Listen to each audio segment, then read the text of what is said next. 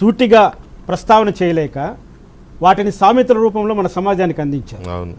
అందులో ప్రధానమైనటువంటిది ఇటువంటి జగన్మోహన్ రెడ్డి లాంటి వ్యక్తులు రాబోయే కాలంలో పుడతారేమో, వాళ్ళ ప్రవర్తన ఏ విధంగా ఉంటుందో అని హెచ్చరించడం కోసము ఒక మాట అన్నారు, దయ్యాలు వేదాలు వల్లించడం.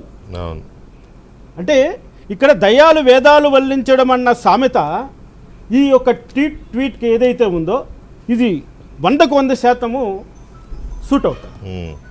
మరో మాట, మహిళలు క్షమించాలేమో, వృద్ధనారీ పతివ్రత అనే సామెత. ఈ రెండు సామెతల యొక్క ప్రధాన ఉద్దేశము ఇప్పుడు జగన్మోహన్ రెడ్డి గారి గురించి మాట్లాడుకోవడమని నేను అంటున్నాను. ఆయన శాంతి భద్రతల గురించి మాట్లాడుతున్నాడు. 5 సంవత్సరాల పాటు పటిష్టంగా ఉన్నటువంటి శాంతి భద్రతలు ఇంకా ప్రభుత్వమే ఏర్పాటు కానటువంటి తెలుగుదేశం పార్టీ శ్రేణులు ధ్వంసం చేస్తున్నాయి. ఇంతవరకు ఇప్పుడు ఎత్తేసారు ఎలక్షన్ కోడ్, ఇవాళ ఎత్తేసారు. 1 అవర్ ముందర ఎలక్షన్ కోడ్ తీసేశారు. మరి ఈ పచ్చమూకలు అనడం ఏంటి, తెలుగుదేశం పార్టీ శ్రేణులు అనడం ఏంటి, అసలు ముఠాలతో పోల్చడం ఏంటి? అంటే జగన్మోహన్ రెడ్డి గారు పుట్టినటువంటి రాయలసీమ ప్రాంతంలో వాడేటువంటి అత్యంత భయంకరమైనటువంటి పదము ఈ ముఠాలన్నవి రాత్రి సమయంలోన రాక్షసంగా ప్రవర్తించి ప్రజల ఆస్తులను మాన ప్రాణాలను ధ్వంసం చేసేటువంటి సమూహాన్ని ముఠాలు అంటారు. ప్రజాస్వామ్య వ్యవస్థలో గెలుపొందినటువంటి ఇటువంటి తెలుగుదేశం పార్టీనో సిపిఎంఓ ఇంకోటో జనసేన లాంటి పార్టీ శ్రేణులను ముఠాలు అంటారు. అటువంటి లాంగ్వేజ్ ఆయన ఇక్కడ అఫీషియల్గా ఆయన వాడడం, గవర్నర్ గారు జోక్యం చేసుకోవాలి విచిత్రంగా. ఈయన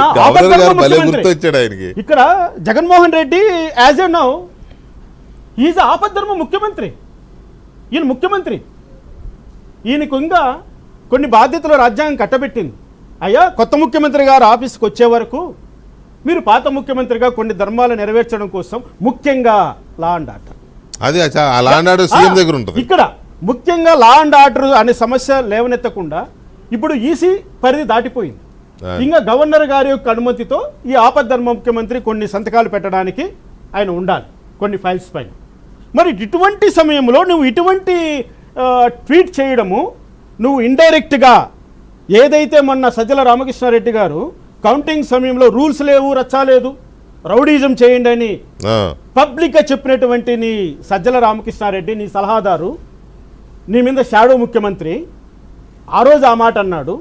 ఈరోజు నువ్వు నీ శ్రేణులను ఆర్బీకే లాంటి ప్రభుత్వ సంస్థలపైన, సచివాలయపైన దాడులు చేస్తున్నారంటూ అబద్ధపు ట్వీట్ చేస్తూ నీ శ్రేణులకు ఉప్పందిస్తున్నావా? నీ శ్రేణులను రెచ్చగొడుతున్నావా?